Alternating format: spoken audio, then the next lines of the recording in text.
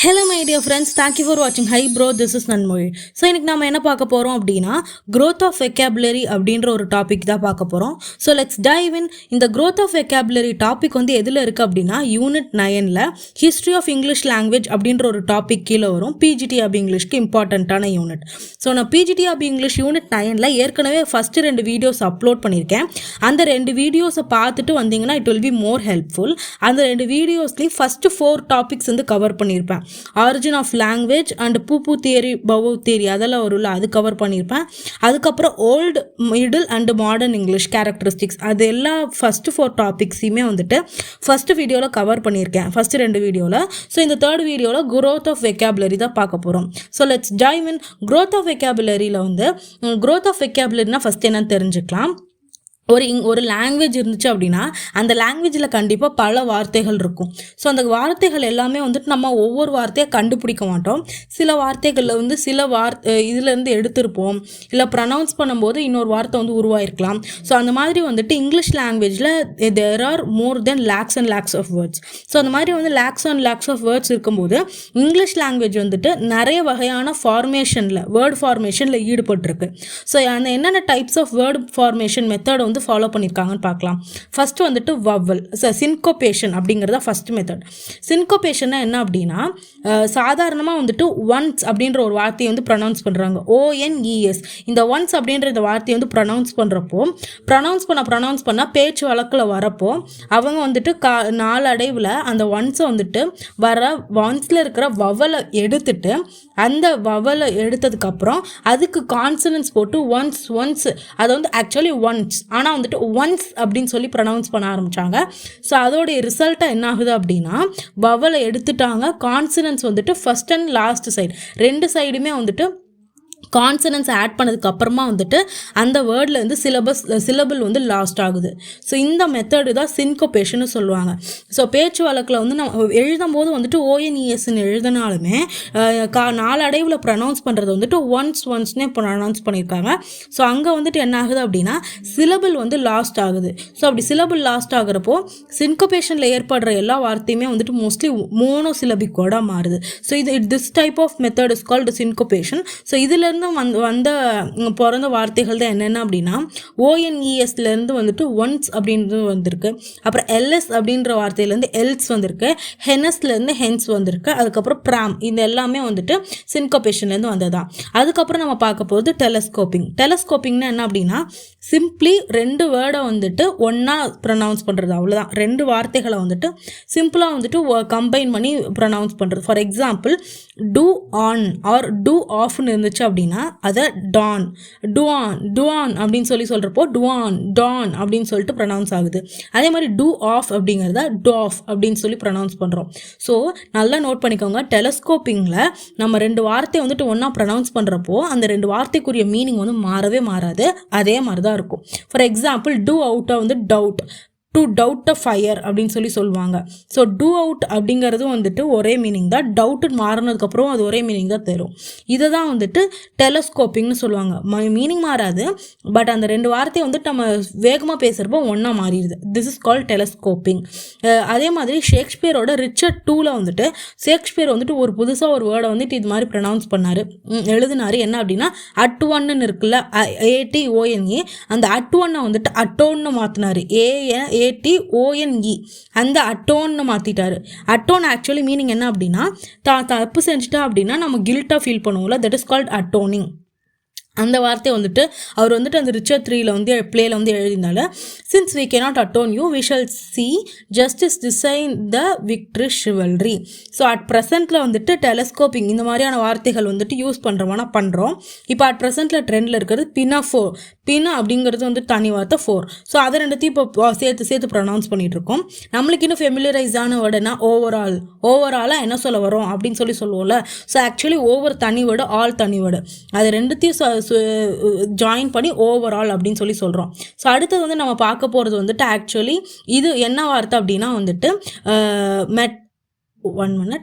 Meta அனாலிசிஸ்னால் என்ன அப்படின்னா meta அப்படிங்கிறது வந்துட்டு ஃபஸ்ட்டு வார்த்தையில் ஃபார் எக்ஸாம்பிள் இப்போது ஆட்டம் அப்படின்னு சொல்லிட்டு ஒரு வார்த்தை இருக்குது, இல்லை ஆன் இங்க்குன்னு இருக்கு அப்படின்னா அந்த ஆன் அப்படிங்கிறதுல ஆன் என்னு வந்துட்டு கான்சனண்டா, இங்க் இ சவுண்டு தானே, அது வந்துட்டு வவல். ஸோ இப்போ ஆனிங்க்குன்னு சொல்லும் போது நம்ம வேகமாக வந்துட்டு அந்த கான்சனண்ட்டையும் வவலையும் வந்து சேர்த்து ப்ரொனவுன்ஸ் பண்ணுவோம். தட் இஸ் கால்டு இது மெட்டா அனாலிசிஸ்னு சொல்லுவாங்க. வவ்வலையும் கான்சனண்ட்டையும் சேர்த்து வச்சு பேசுகிறதா வந்துட்டு இது. So for example, best example என்ன அப்படின்னா நிக் நேம்னு சொல்லுவோம்ல. ஆக்சுவலி நிக் நேம் கிடையாது, அது வந்து இக் நேம் தான், ICK நேம். ஸோ ஓகேவா, அதுக்கப்புறம் ஐக்கு முன்னாடியே ஆன் சொல்லி இக் நேம்னு சொல்லிட்டு இருந்தோம். பட் நாளடைவில் வந்துட்டு நிக் நேம் நிக் சொல்ல அது வந்துட்டு இந்த at the end of the கான்சனண்ட்டும் வவலும் சேர்ந்து நிக் நேமாக மாறிடுச்சு. ஸோ அதே மாதிரி தான் பல வார்த்தைகள் இருக்குது. ஃபார் எக்ஸாம்பிள் யூட் அது வந்து தனி வார்த்தை, பட் நியூட்டாக மாறிடுச்சு. செயின்ட் ஆட்ரே அப்படின்ற வார்த்தை, செயின்ட் அப்படின்றது டி சவுண்ட் வந்து கான்சனன்ட், ஆட்ரேங்கிறது வவல். ஸோ அது மாறி செயின்ட் ஆட்ருன்னு சொல்கிறப்ப டாட்ரேவாக மாறிடுச்சு. அதே மாதிரி ஆனாகரை வந்துட்டு ஆனாகர்னு மாற்றிட்டோம். This is called meta analysis. Meta அனாலிசிஸில் கான்சனன்ட் ஒரு வார்த்தையோட எண்டு ஆர் ஒரு ப்ரொபோர்ஷனோட எண்டில் வந்துட்டு என்னாகும் அப்படின்னா இது வரும், கான்சனன்ட் சவுண்ட் வரும். அடுத்த வார்த்தையில் அது வார்த்தையாகவும் இருக்கலாம், இல்லை கான்டென்ட் வச்சு தான் மோஸ்ட்லி இருக்கும். அந்த முக்கியமான வார்த்தையோட அட் த எண்டில் கான்சனன்ட் வரும், அடுத்த வார்த்தையில் ஃபஸ்ட் வார்த்தை வந்து வவலாக வரும். ஸோ நம்ம பேசுகிறம்போது என்ன பண்ணுவோம், அந்த கான்சனன்ட்டையும் வவலையும் கம்பைன் பண்ணி ஒன்றா பார்க்குறப்போ அது வந்துட்டு புது வார்த்தையாக மாறி நிற்கும். ஃபார் எக்ஸாம்பிள் அட் ஹோம்னா அட்டோம்னு ப்ரொனவுன்ஸ் பண்ணுவோம். அட் ஹோம் தான், பட் அட்டோம் ATOMEன்னு மாற்றிடுவோம்.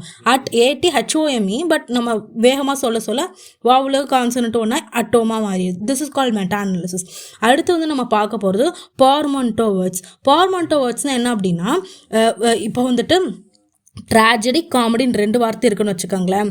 ட்ராஜடியில் ட்ராஜ் அப்படின்ற ஒரு பாட்டை மட்டும் எடுத்துக்கும், காமெடியில் காமெடி அப்படின்னு ஃபுல்லாக எடுத்துக்கும். ஸோ ஃபஸ்ட்டு ஒரு வார்த்தையில் ஒரு பார்ட் ஆஃப் வேர்டையும் இன்னொரு வார்த்தையில் இந்த இன்னொரு பார்ட் ஆஃப் வேர்டையும் சேர்த்து கம்பைன் பண்ணி சொல்கிறதா வந்துட்டு பார்மன்டோ வேர்ட்ஸ். கம்பைன் பண்ணி ஒரு நியூ வேர்டாக ஃபார்ம் பண்ணுறது. அப்படி நியூ வேர்டாக ஃபார்ம் பண்ணாலுமே 2 வார்த்தையோட மீனிங்குமே வந்துட்டு ஒன்றா சேரும். அதுதான் வந்துட்டு பார்மன்டோ வேர்ட்ஸோட ஸ்பெஷாலிட்டியே. இதில் ஃபார் எக்ஸாம்பிள் பார்க்கலாம், ட்ராஜிக் காமெடி அப்படின்னா ட்ராஜடி அண்ட் காமெடி தான் வந்துட்டு நம்ம ட்ராஜிக் காமெடின்னு சொல்கிறோம். ஸோ ட்ராஜடினா என்ன, ட்ராஜிக்கலான சீன்ஸு, காமெடினா காமிக்கலான சீன்ஸு. ஸோ இப்போ ட்ராஜிக் காமெடின்னு ஒரு ட்ராமா வருது அப்படின்னா அதில் காமெடியும் இருக்கும் ட்ராஜடியும் இருக்கும். ஸோ இந்த எதை விதத்துலேயும் இந்த ட்ராஜடி அண்ட் காமெடியோட மீனிங் வந்து மாறவே இல்லை. அந்த ட்ராஜடிக்கு இருக்கிற மீனிங்கும் வந்துட்டு அந்த வார்த்தையில் இருக்குது, அதே மாதிரி காமெடிக்கு உரிய மீனிங்கும் வந்துட்டு அந்த வார்த்தையில் இருக்குது. ஸோ அதுதான் வந்து நம்ம ட்ராஜிக் காமெடின்னு சொல்கிறோம். இன்னொரு வார்த்தை வந்துட்டு melody and drama. So melody என்ன மியூசிக்கல் டோனு, ட்ராமானா மெலடினா வந்துட்டு மியூசிக்கல்னு சொல்லுவோம். இல்லாட்டியும் வந்துட்டு ஒரு மாதிரி சோகமாக அந்த மாதிரியான மீனிங்கும் வந்து மெலடி கொடுக்கும். இன்னொன்று வந்து ட்ராமா, நம்மளுக்கே தெரியும். ஸோ அதை 2 வார்த்தையும் கம்பைன் பண்ணும்போது மெலோ ட்ராமாவாக மாறுது. ஸோ சேட் ட்ராமா இல்லாட்டி வந்துட்டு கொஞ்சம் மியூசிக்கல் ட்ராமாவாக இருந்துச்சுன்னா தட் இஸ் கால் மெலோ ட்ராமான்னு சொல்லுவோம். அடுத்த வார்த்தை lump and hunch. Lump and hunch வந்துட்டு லன்ச்னு மாற்றிருக்கோம். நேவிகேஷன் சர்டிஃபிகேட்டை நேவிசர்ட்னு மாற்றிருக்கோம்.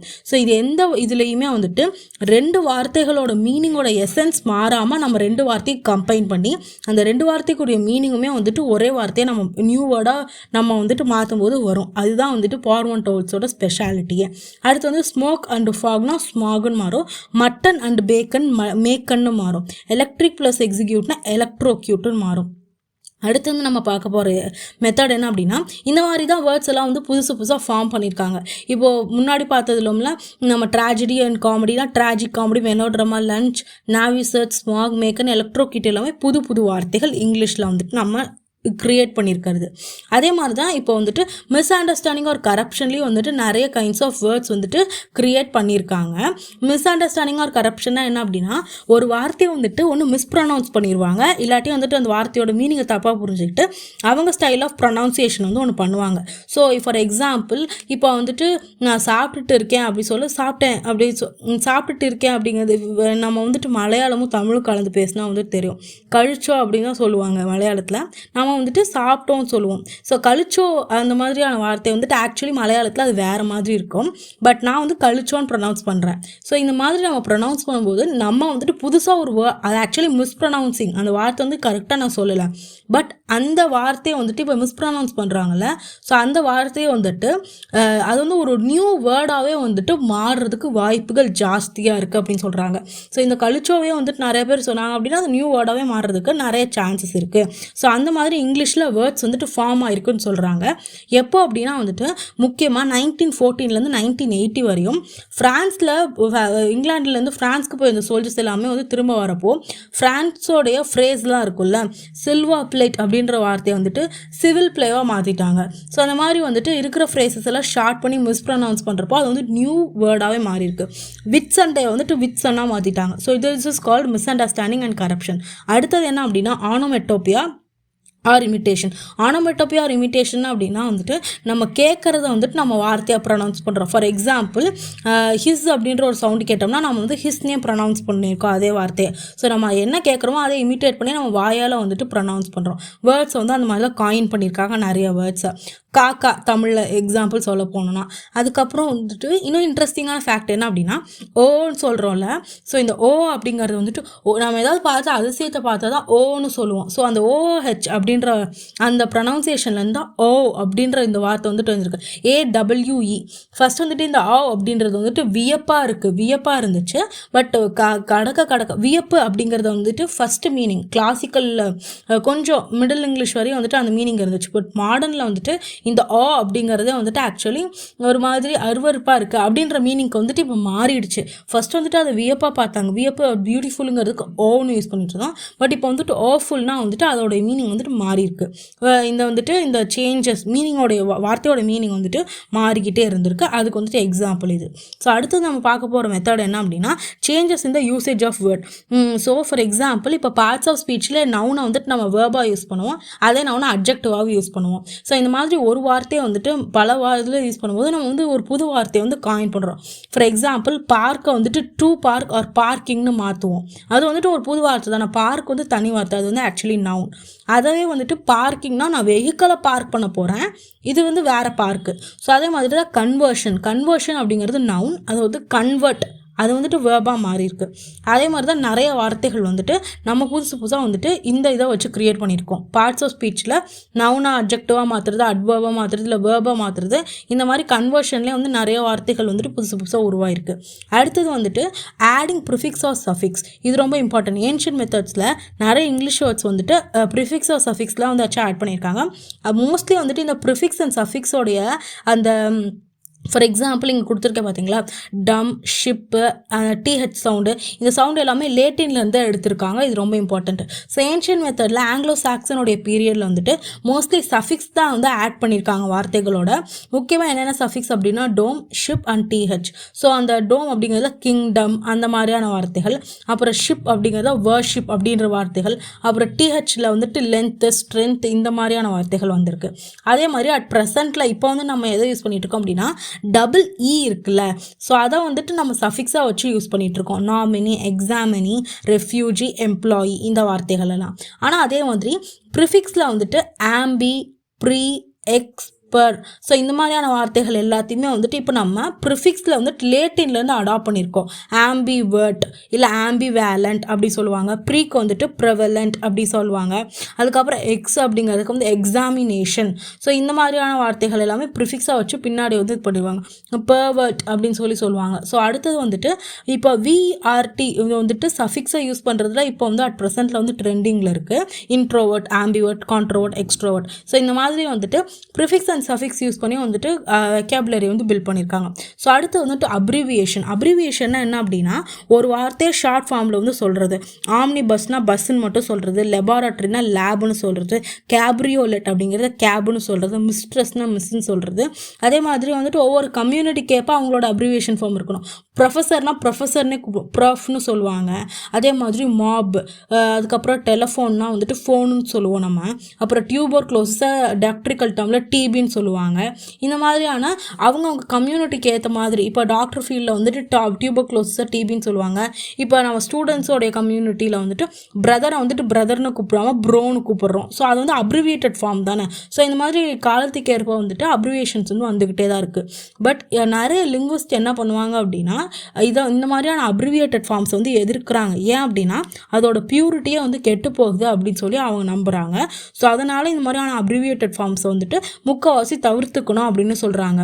ஃபஸ்ட்டு இதை சொன்னவர் யார் அப்படின்னா வந்துட்டு நம்மளுக்கு தெரியும்ல Jonathan shift.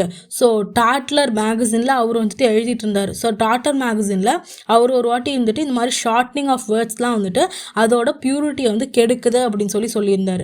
Especially the word மாபுக்கு MOB அந்த வார்த்தைக்கு வந்துட்டு அவர் வந்துட்டு இந்த மாதிரியான எதிர்ப்பை வந்து தெரிவிச்சிருந்தார். பிகாஸ் இந்த வேர்டோட பியூரிட்டி போகுது, நிறைய பேர் வந்துட்டு இந்த வேர்டையும் வந்துட்டு மறந்து போயிடுறாங்க அப்படின்னு வந்துட்டு அவர் சொல்லியிருந்தார். So this is the methods of the growth of vocabulary. I hope you like this video. Please share it with your friends and subscribe to Hybro. Bye bye.